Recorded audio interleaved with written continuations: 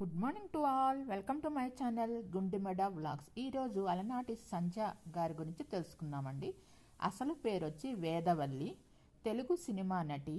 మాయా బజార్ సినిమాలో రుక్మిణి పాత్రధారి. తమిళనాడు మాజీ ముఖ్యమంత్రి కుమారి జయలలిత గారికి తల్లి. బ్రిటిష్ ఇండియాలోని మెడ్రాస్ ప్రెసిడెన్సీలో శ్రీరంగంలో తమిళ బ్రాహ్మణ కుటుంబంలో 1924లో సంధ్య గారు జన్మించారు. ఆమె అసలు పేరు వేదవల్లి. సంధ్య పేరుతో సినిమా నటిగా వెలుగొందారు. 1950లో తన 26వ ఏట తన భర్త జయరామన్ మరణించారు. అప్పటికే ఆమెకు 2 పిల్లలు. వారు జయకుమార్, జయలలిత. ఆమె భర్త జయరామన్ మరణించే నాటికి జయలలిత వయసు కేవలం 2 ఏళ్లు మాత్రమే. ఆమె భర్త జయరామన్ లాయర్గా పనిచేసేవారు. జయరామన్ గారు మరణించిన తర్వాత బెంగళూరులో ఉంటున్న పుట్టింటికి కూతురుతో సహా వెళ్లారు. కుటుంబ బాధ్యతను మోయటం కోసం వేదవల్లి గారు టైపు, షార్ట్ హ్యాండ్ నేర్చుకుని గుమస్తాగా పనిచేయడం ప్రారంభించారు. తర్వాత మెడ్రాస్లో ఎయిర్ హోస్టెస్గా, రంగస్థల నటిగా కొనసాగుతున్న తన సోదరి అంబుజవల్లి, ఇంకో పేరు విద్యావతి దగ్గరికి వేదవల్లి గారు వెళ్లారు. ఆమె తన సోదరి అంబుజవల్లి అడుగుజాడలలో నటించారు. దాంతో ఆమె కుమార్తె జయలలిత ఆమెకు దూరంగా అమ్మమ్మ, తాతల దగ్గర పెరిగారు. చిన్నారి జయలలితను వదిలి వేదవల్లి కూడా కుటుంబ పోషణ నిమిత్తం 1952లో మెడ్రాస్కు వచ్చేశారు. కూతురికి దూరంగా వేదవల్లి గారు మెడ్రాసులో ఉంటూ సంధ్యగా పేరు మార్చుకొని నాటకాల్లోకి, ఆ తర్వాత సినిమాల్లోకి అడుగుపెట్టారు. అటుపైన ఆర్థికంగా పర్వాలేదనిపించడంతో కూతుర్ని కూడా మెడ్రాసుకు తీసుకువెళ్లారు. వాస్తవానికి కూతుర్ని కూడా బాగా చదివించాలన్నది తల్లి సంధ్య గారి ఆశయం. అందుకే బాలనటిగా పలు అవకాశాలు వచ్చినప్పుడు అమ్మాయి చదువుకు ఆటంగా లేకుండా ఉంటేనే షూటింగ్స్ పెడితే ఓకే అని ఆమె కండిషన్ పెట్టేవారు. తదనంతరం ఆమె జయలలితను కూడా నటిగా ప్రోత్సహించారు. వీరు క్యారెక్టర్ నటిగా గుర్తింపు పొందిన నటులకు సోదరి లేదా తల్లిగా సహాయక పాత్రలను పోషించారు. నటి కావటానికి ముందు వ్యవసాయ డైరెక్టర్లో కార్యదర్శిగా పనిచేశారు. వీరు 1971లో మరణించారు. నటి కావటానికి ముందు వ్యవసాయ డైరెక్టరేట్లో కార్యదర్శిగా పనిచేశారు. వీరు నటించిన సినిమాలు ఇరుగు పొరుగు, నర్తనశాల, కులగోత్రాలు, శ్రీశైల మహత్యం, భార్యాభర్తలు, శ్రీ వెంకటేశ్వర మహత్యం, మనసిచ్చిన మగువ, కృష్ణనీలలు, చెంచులక్ష్మి, మాయాబజార్, ప్రేమే దైవం, తెనాలి రామకృష్ణ, విప్రనారాయణ మొదలగు సినిమాలు. నటి సంధ్య జయరామ్ గారు మాయాబజార్ ఇది 1957లో వచ్చిందండి. కృష్ణలీలలు 1959లో వచ్చిన చిత్రాల్లో మంచి పాత్రలు చేసిన నటీమణి. సంధ్య వితంతువు అయినప్పుడు ఆమె తన సోదరి అంబుజవల్లి అడుగుజాడల్లో నడిచారు. తదనంతరం ఆమె తన కుమార్తె జయలలితని కూడా నటిగా ప్రోత్సహించారు. జయలలిత తన నట జీవితంలో, ఆ తర్వాత రాజకీయాల్లోనూ అఖండ విజయాన్ని సాధించారు. ఆమె ఒక క్యారెక్టర్ నటి. ఆమె నటులకు సోదరి లేదా తల్లి సహాయక పాత్రలు పోషించారు. నటి కాకముందు ఆమె వ్యవసాయ డైరెక్టరేట్లో కార్యదర్శిగా పనిచేశారు. ఆమె తన యుక్త వయస్సులో ఉన్న కుమార్తె జయలలితను 1964లో జయలలితను చిన్నాడ గొంబే కోసం మరియు ప్రత్యేగాత్మ నుండి మనుషులు మమతలు కోసం మరియు ఎస్ మనే అలియా కోసం అనంత్ స్వచ్ఛంద సంస్థ. ఆమె కుమార్తె 1965 నుండి 1980 వరకు దక్షిణ భారతదేశంలో నెంబర్ 1 స్టార్గా నిలిచారు. మరియు తర్వాత 1990 తర్వాత 6 సార్లు తమిళనాడు ముఖ్యమంత్రి అయ్యారు నటి జయలలిత. ఆమె ఒక ప్రముఖ తమిళ బ్రాహ్మణ కుటుంబానికి చెందినవారు. 26 సంవత్సరాల వయసులో ఉన్నప్పుడు ఆమె భర్త 1950లో మరణించారు. ఆమెకు 2 చిన్నపిల్లలు ఉన్నారు. ఆమె చెల్లెలు నటి విద్యావతి. మరియు నిర్మాతలు మరియు దర్శకులు ఆమెను చూడటానికి వచ్చినప్పుడు వారు కూడా సంధ్యను చూసి, ఆమె రూపాన్ని చూసి ఆశ్చర్యపోయారు. వారు ఆమె పాత్రలను అందించారు. తగిన పాత్రలను పోషించింది ఆవిడ. ఆమె తన కుటుంబాన్ని ఆర్థికంగా పోషించడానికి నటిగా సినిమాల్లోకి ప్రవేశించారు. సంధ్య గారు శ్రీరంగంలో జన్మించారు.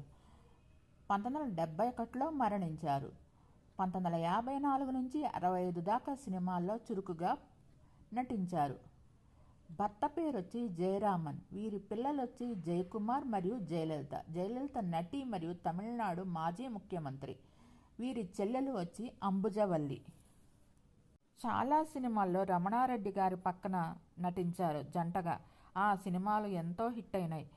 ఉదాహరణకి ఇల్లరికం సినిమాలో రమణారెడ్డి గారికి నడుం పట్టుకున్నప్పుడల్లా రోకలతో దంచే పాత్ర, మళ్ళీ ఎస్వి రంగారావు గారి పక్కన కూడా చాలా సినిమాల్లో నటించారు జోడీగా. ఈవిడ నటించిన పాత్రలన్నీ అద్భుతంగా ఉంటాయి. చాలా అందమైన నటీమణి. భర్త పేరు తన పేరుకు జోడించి సంధ్యా జయరామ్గా ప్రసిద్ధి చెందారు. జయలలిత గారు నటించే సినిమాలన్నీ తల్లి సంధ్య గారే చూసుకునేవారు. తను ఏ సినిమాల్లో నటించాలి అని అన్నిటికీ తనే శ్రద్ధగా తీసుకునేవారు.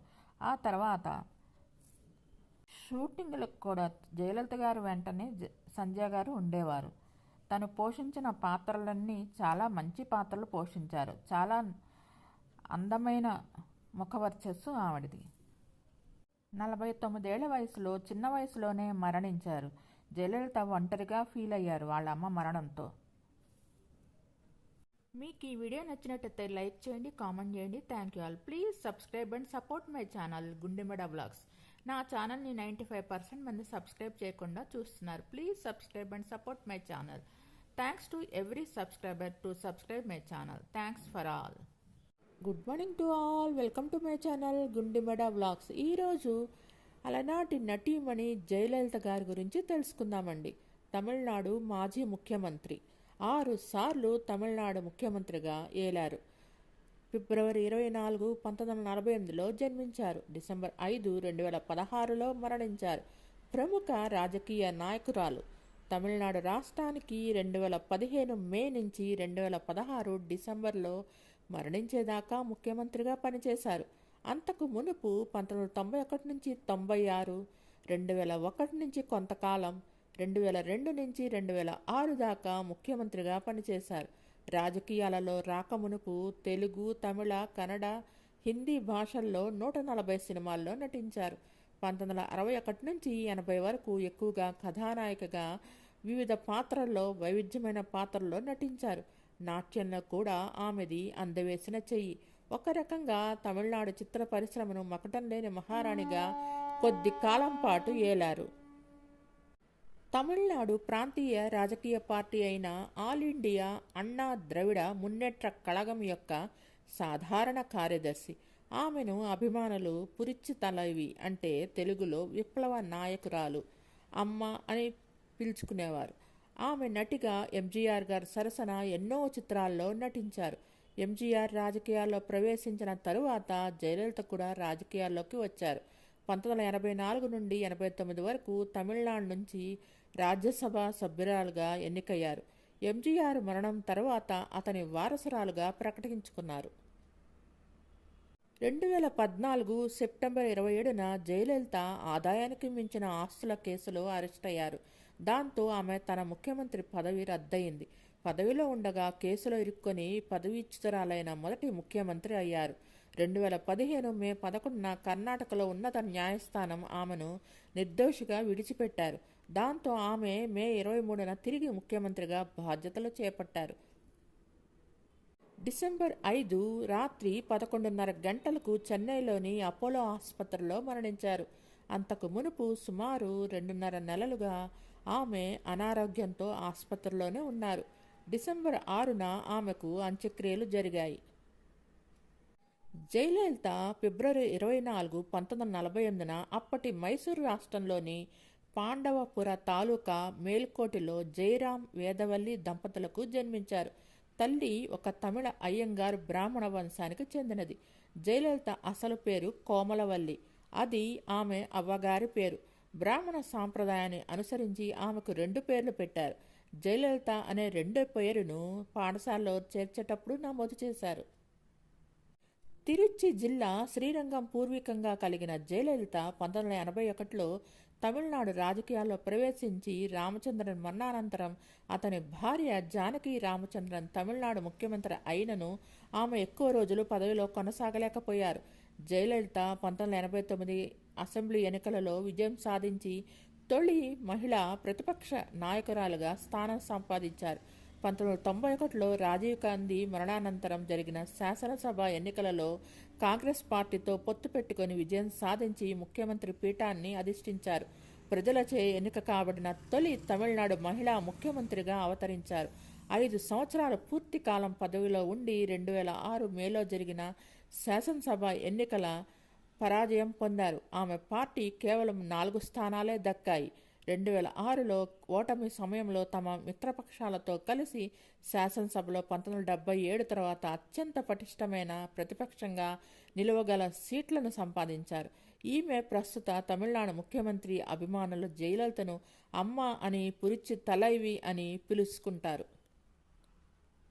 కుటుంబ పరిస్థితుల దృష్ట్యా ఈమె తల్లి బలవంతంతో తన 15వ ఏట సినిమా రంగంలోకి ప్రవేశించారు. జయలలిత తొలి సినిమా చిన్న డ గొంటె కన్నడ చిత్రం పెద్ద హిట్ అయింది. ఈమె తొలి తెలుగు సినిమా మనుషులు మమతలు ఈమెను పెద్ద తారాస్థాయికి తీసుకువెళ్ళింది. 1972లో తమిళనాడు ప్రభుత్వం జయలలితను కలైమామణి అవార్డుతో సత్కరించారు. ఆమె అవివాహితగానే జీవితాన్ని గడిపారు.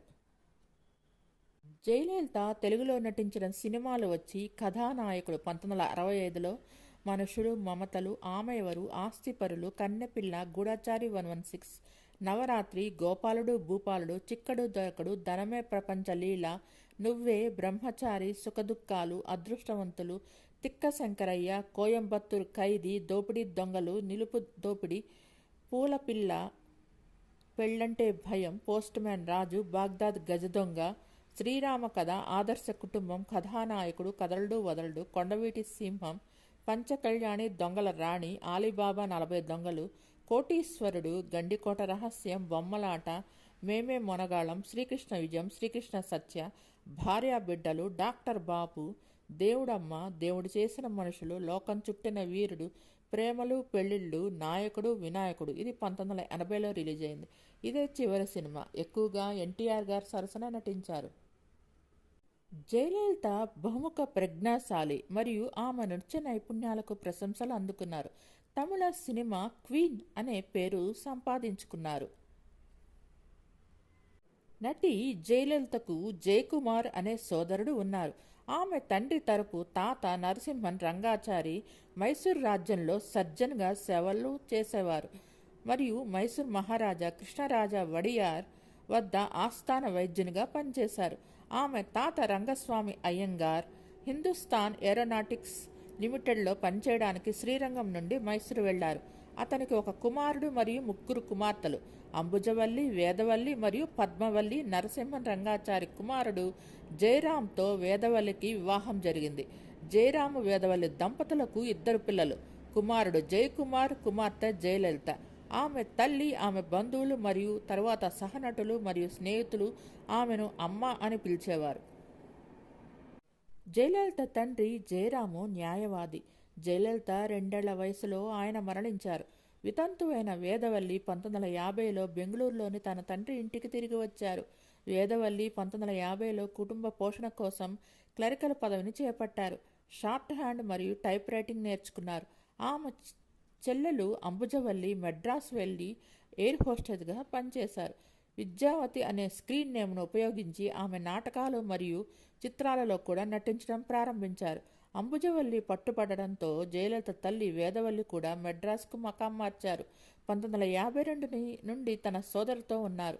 వేదవల్లి మెడ్రాస్లో ఒక వాణిజ్య సంస్థలో పనిచేశారు. 1953 నుండి సంధ్య అనే స్క్రీన్ పేరుతో నటించడం ప్రారంభించారు. జయలలిత 1950 నుండి 58 వరకు మైసూర్లో తన తల్లి సోదరి పద్మవల్లి మరియు అమ్మనాన్నల సంరక్షణలో ఉన్నారు. బెంగళూరులో ఉన్నప్పుడే జయలలిత బెంగళూరులోని బిషప్ కాటన్ బాలికల పాఠశాలలో చదివారు. తమిళనాడు రాష్ట్రంలో 10వ తరగతిలో మొదటి స్థానంలో నిలిచినందుకు గాను ఆమెకు గోల్డ్ స్టేట్ అవార్డు గెలుచుకున్నారు. ఆమె చెన్నైలోని స్టెల్లా మేరీస్ కాలేజీలో చేరారు. అయితే తల్లి ఒత్తిడి కారణంగా చదువుకు స్వస్తి చెప్పి సినీ నటిగా మారారు. పోయస్ గార్డెన్ ఫ్లాట్ను జయలలిత మరియు ఆమె తల్లి 1 జూలై 1967న 1.32 లక్షల వ్యయంతో కొనుగోలు చేశారు. దాదాపు 24,000 చదరపు అడుగుల విస్తీర్ణం కలిగిన స్థలం అది. జయలలిత తల్లి సంధ్య నవంబర్ 1971లో 47 సంవత్సరాల వయస్సులో మరణించారు. జయలలిత తన నివాసం వేద నిలయం గృహప్రవేశ వేడుకను 15 మే 1972 నాడు ప్రారంభంలో నిర్వహించారు. ఉదయం రాత్రి భోజనం మరియు సాయంత్రం శాస్త్రీయ సంగీత విద్వాంసుడు చిట్టిబాబు గారిచే వీణా పఠనం చేయించారు. ఆమె సోదరుని వివాహం 1972లో పోయస్ గార్డెన్లోని ఆమె వేద నిలయం ఇంటిలోనే జరిగింది. ఆమె సోదరుడు జయకుమార్, అతని భార్య విజయలక్ష్మి మరియు వారి కుమార్తె దీపా జయకుమార్ 1978 వరకు జయలలితతో కలిసి పోయస్ గార్డెన్లో నివసించారు. తల్లి కొనుగోలు చేసిన సంధ్య ఇల్లం బంగ్లా వద్ద టీ నగర్ మెడ్రాస్కు వెళ్లారు. శశికళ బంధువైన సుధాకర్ని జయలలిత పెంపుడు కొడుకుగా స్వీకరించడం వల్ల ఆమె సోదరుడు అసంతృప్తిగా ఉన్నాడు. జయలలిత 1995లో శశికళ మేనడు సుధాకర్ని దత్తత తీసుకున్నారు మరియు 1996లో అతన్ని తిరస్కరించారు. ఆమె సోదరుడు 1995లో గుండెపోటుతో మరణించారు. ఆమె తమిళం, తెలుగు, కన్నడ, హిందీ, మలయాళం మరియు ఆంగ్లంతో సహా పలు భాషల్లో నిష్ణాతులు. ఆమె తరచూ కర్ణాటక ముఖ్యమంత్రులతో కన్నడలో సంభాషించేవారు. మాజీ నీటిపారుదల శాఖ మంత్రి అయిన కర్ణాటక ముఖ్యమంత్రి అయిన బసవరాజు బొమ్మాయి ఇలా అన్నారు: ఆమె కన్నడ యాస మరియు పటిమను చూసి నేను ఆశ్చర్యపోయాను అని. కుక్కలంటే ఆమెకు పెంపుడు జంతువులంటే చాలా ఇష్టం. కానీ 1998లో ఆమె పెంచుకున్న కుక్క జూలీ మరణించిన తర్వాత ఆమె ఆ బాధను భరించలేక తన ఇంట్లో పెంపుడు కుక్కలను పెంచుకోవడం మానేశారు. వీరు తెలుగు సినిమాల్లో అక్కినేని నాగేశ్వరరావు గారి సరసన మనుషులు మమతలు అనే చిత్రం ద్వారా కథానాయికగా అరంగేట్రం చేశారు. ఆమె చివరి తెలుగు విడుదల 1980లో విడుదలైన నాయకుడు వినాయకుడు చిత్రంలో అక్కినేని నాగేశ్వరరావు గారి సరసన నటించారు. తమిళ చిత్రాల్లో స్కర్ట్స్తో కనిపించిన మొదటి కథానాయికగా ఆమె 1968లో ధర్మేంద్రతో కలిసి ఇజ్జత్ అనే హిందీ చిత్రంలో నటించారు. ఎంజీఆర్ గారితో కలిసి 28 బాక్సాఫీస్ హిట్ చిత్రాల్లో నటించారు. ఎంజీఆర్ 1965లో బిఆర్ పంతులు యొక్క ఐ రతిల్ ఒరువన్ మరియు వారి చివరి చిత్రం 1973లో పత్తికట్టు పొన్నయ్య. జయలలిత గారు తెలుగులో ఎన్టీ రామారావు గారు సరసన కథానాయికగా 12 చిత్రాల్లో నటించారు. గోపాలుడు, భూపాలుడు, చిక్కడు దొరకడు, తిక్క శంకరయ్య, నిలువు దోపిడి, బాగ్దాద్ గజ దొంగ, కథానాయకుడు, కదలుడు వదలడు, గండికోట రహస్యం, ఆలీబాబా, 40 దొంగలు, శ్రీకృష్ణ విజయం, శ్రీకృష్ణ సత్య మరియు దేవుడు చేసిన మనుషుల్లో నటించారు. తెలుగులో అక్కినేని నాగేశ్వరరావు గారితో జయలలిత 8 సినిమాల్లో నటించారు. మనుషులు, మమతలు, ఆస్తిపరులు, బ్రహ్మచారి, ఆదర్శ కుటుంబం, అదృష్టవంతులు, భార్యాబిడ్డలు, ప్రేమలు, నాయకుడు వినాయకుడు మొదలైనవి. ఆమె తెలుగు చిత్రం నవర్తిలో కూడా అతిథి పాత్రలో కనిపించారు. తెలుగులో ఆమె చిత్రాల్లో కృష్ణతోనూ శోభన్ బాబుతో 2 సినిమాల్లో నటించారు. జగ్గయ్య, రామకృష్ణ మరియు హరినాథులతో ఒక్కొక్క చిత్రంలో నటించారు. 1967 నుండి ఆమె చాలా తమిళ చిత్రాల్లో కలైసెల్విగా ఆమెకు ఇన్ని స్క్రీన్ క్రెడిట్ ఇవ్వబడింది. జయలలిత గారు శివాజీ గణేశన్తో కలిసి 17 చిత్రాల్లో నటించారు. వీరు అందుకున్న అవార్డులు, సన్మానాలు: 1972లో జయలలితకు తమిళనాడు ప్రభుత్వంచే కళైమామణి పురస్కారం లభించింది.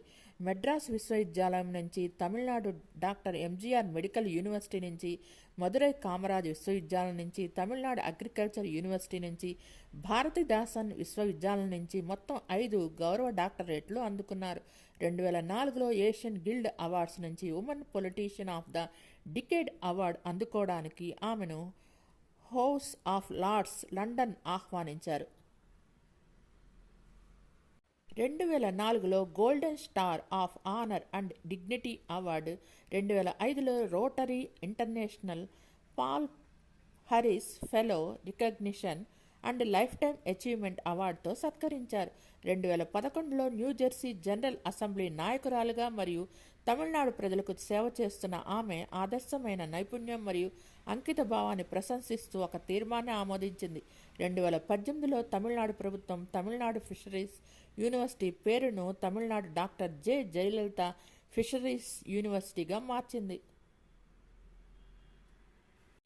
2019లో తమిళనాడు ప్రభుత్వం 3 కళైమామణి అవార్డులను పురిచ్చి తలైవి డాక్టర్ జె. జయలలిత ప్రత్యేక కళైమామణి అవార్డుగా పేర్కొంది. 2019లో తమిళనాడు ప్రభుత్వం Tamil Nadu music and fine arts university పేరును Tamil Nadu doctor J. Jayalalithaa music and fine arts యూనివర్సిటీగా మార్చింది. 2020లో తమిళనాడు ప్రభుత్వం Tamil Nadu state council for higher education క్యాంపస్గా ఆమె పేరును డాక్టర్ జె. జయలలిత క్యాంపస్గా మార్చారు. 31 జూలై 2020న చెన్నైలోని సిఎంబిటి మెట్రో స్టేషన్ను తమిళనాడు ప్రభుత్వం Puratchi Thalaivi doctor J. Jayalalithaa CM వీటి మెట్రోగా పేరు మార్చారు. జయలలిత మంచి రచయిత కూడా. జయలలిత 4 పూర్తిస్థాయి నవలలు, బొమ్మైకి కాలములు, 1970లో తుగ్లక్, 1980లో కల్కి, తాయికి చిన్న కథలు రాశారు. ఆమె ఆత్మకథ రాయాలని మనసులో తీరని కోరిక ఉండేది. అది తీరకుండానే ఆవిడ చనిపోయారు. సిమి అగర్వాల్ చాట్ షోలో జయలలిత మాట్లాడుతూ, అవును నిజమే, నాకు క్రష్లు ఉన్నాయి. నారీ కాంట్రాక్టర్ అనే క్రికెటర్పై నాకు చాలా ప్రేమ. గుర్తుంది, నేను అతను చూడటానికి టెస్ట్ మ్యాచ్లకి వెళ్ళేదాన్ని. మరియు షమ్మీ కపూర్పై కూడా నాకు మరో ప్రేమ ఉంది అని చెప్పి హృదయపూర్వకంగా నవ్వారు. నేటికి ఇష్టమైన చిత్రాలు జంగ్లీ 1961లో అని వచ్చిన ఆ సినిమా గురించి చెప్పారు. ఆంధ్రుల అందాల నటుడు శోభన్ బాబు, తమిళల పురిచ్చి తలైవి జయలలితకు మధ్య గల అనుబంధం ఆ రోజుల్లో హాట్ టాపిక్గా ఉండేది. ఇద్దరి మధ్య ప్రేమ నడుస్తుందని, వారి ప్రేమ బంధానికి గుర్తుగా ఒక పాప కూడా జన్మించిందని పుకార్ల మీద పుకార్లు నడిచాయి. ఇందుకు సంబంధించిన ఫోటోలు ఆనాడు పలు సినీ మ్యాగజైన్లో హల్చల్ చేసిన సంగతి తెలిసిందే. శోభన్ బాబు సినిమాల్లోకి వచ్చేసరికి జయలలితకు తమిళ, తెలుగు ఇండస్ట్రీలో మంచి పేరు ప్రఖ్యాతులు ఉన్నాయి. ఇండస్ట్రీలోకి వచ్చిన ఏ హీరో అయినా జయలలితతో నటించాలని తప్పించేవారు. శోభన్ బాబు కూడా ఆమెతో నటించేందుకు తెగ తాపత్రయపడేవారు. ఆమెతో నటించే అవకాశం ఒకసారి వచ్చినట్లే వచ్చి చేజారిపోయిన శోభన్ బాబు దిగులు పడిపోయారు. ఆ తర్వాత తిరిగి 8 ఏళ్ల తర్వాత ఆ అవకాశం డాక్టర్ బాబు చిత్రంతో లభించడంతో శోభన్ బాబు ఉబ్బి తబ్బిబ్బయ్యారు. ఆ సినిమాతో వారిద్దరూ బాగా దగ్గరయ్యారు. తల్లి చనిపోయిన విచారంలో డిప్రెషన్లోకి వెళ్ళిన జయలలితను శోభన్ బాబు తిరిగి కోలుకునేలా చేశారు. అప్పటి నుండి వారిద్దరూ బాగా సన్నిహితమయ్యారు. స్నేహితులుగా అన్ని రకాలుగా క్లోజ్ అయ్యారు. వారు చనువు చూసిన లోకం ఇద్దరి మధ్య ప్రేమ చిగురించిందని భావించింది. అందులో వాస్తవం ఎంత ఉందో తెలియదు. కానీ పలు సినిమా పత్రికలు మాత్రం ఇందుకు సంబంధించిన కథనాలు పుంఖానుగా రాసేవి. ఈ నేపథ్యంలో వారిద్దరికి ఒక బిడ్డ కూడా పుట్టిందనే ప్రచారం జయ మనసు గాయపడిందని, దాంతో తనకి ఇష్టం లేకపోయినప్పటికీ శోభన్ బాబు నుండి బలవంతంగా దూరం కావాల్సి వచ్చిందని అంటారు. ఆ తర్వాత చోటు చేసుకున్న పరిణామాలలో ఆమె ఎంజీఆర్కి దగ్గరవటం, ఆయన సాయంతో ఆమె రాజకీయాల్లో ప్రవేశించడం జరిగిపోయింది. ఈ ఇష్యూపై సీనియర్ దర్శక నిర్మాత తమ్మారెడ్డి భరద్వాజ మాట్లాడుతూ, విచిత్రం ఏమిటంటే ఏ ఇష్యూ చూసుకున్నా నాకు తెలియకుండా నేను ఇన్వాల్వ్ అయ్యి ఉంటాను. శోభన్ బాబు, జయలలిత కలిసి తెలుగులో ఒకే ఒక్క సినిమా చేశారు. అదే డాక్టర్ బాబు. నేను కోయంబత్తూరు ఎయిర్పోర్ట్కి వెళ్ళి శోభన్ బాబు గారిని కారులో ఎక్కించుకొని ఊటీ షూటింగ్కి లొకేషన్కు తీసుకువచ్చి అక్కడ జయలలిత గారిని శోభన్ బాబు గారికి పరిచయం చేశాను. ఆ గంటన్నర జర్నీలో జయలలిత గారు ఎలా ఉంటారు, మనతో సరదాగా మాట్లాడుతారా, మనతో ఎలా ఉంటారో, ఆమెతో ఫస్ట్ టైం చేస్తున్నా అని శోభన్ బాబు గారు చాలా భయపడ్డారు. వాళ్ళిద్దరిని ఫస్ట్ టైం కలిపింది నేనే. వాళ్ళ మధ్య రిలేషన్ గురించి నాకు తెలియదు, కానీ ప్రతి మనిషికి వీక్నెస్ ఉంటుంది, పర్సనల్ అటాచ్మెంట్ ఉంటుంది. ప్రతిదాన్ని నెగిటివ్గా తీసుకోవాల్సిన అవసరం లేదు. ఆయనకు ఆవిడకు మధ్య ఉండే ప్రాబ్లమ్స్ వల్ల వాళ్ళు కలిసి ఉన్నారు. అది దేశం మొత్తం తెలిసిందే. కానీ వాళ్ళకి పిల్లలు పుట్టారు, వాళ్ళని దాచిపెట్టారనే రకరకాల వార్తలు వచ్చాయి. నిజంగానే కూతున్నో కొడుకునో కని ఉంటే ఓ స్టేజ్కి వచ్చిన తర్వాత వాళ్ళని బయటకు తీసుకొని వస్తారు కదా. ఎవరో శశికళను పైకి తీసుకుని వచ్చే బదులు జయలలిత తన కూతున్నో కొడుకునో పైకి తీసుకుని వచ్చేది కదా. క్యాసెట్ కంపెనీ నడుపుకునే శశికళనే ముఖ్యమంత్రి రేంజ్కి తీసుకుని వెళ్లారు జయలలిత. ఇక సొంత కూతురు ఉంటే అలా ఎందుకు దాచిపెడుతుంది? అలా దాచిపెడితే వాళ్ళు ఇప్పుడైనా బయటికి రాకుండా ఉంటారా? దీని గురించి ఎందుకు ఆలోచించరు అంటూ ఆసక్తికరమైన కామెంట్స్ చేశారు తమ్మారెడ్డి భరద్వాజ. మీకు ఈ వీడియో నచ్చినట్టయితే లైక్ చేయండి, కామెంట్ చేయండి. Thank you all. Please subscribe and support my channel గుండెమడ vlogs. నా ఛానల్ని కేవలం 9% మంది మాత్రమే సబ్స్క్రైబ్ చేసుకుని చూస్తున్నారు. Please subscribe and support my channel గుండెమడ vlogs. Thanks to each and every subscriber for supporting and subscribing my channel గుండెమడ vlogs. Thanks to all.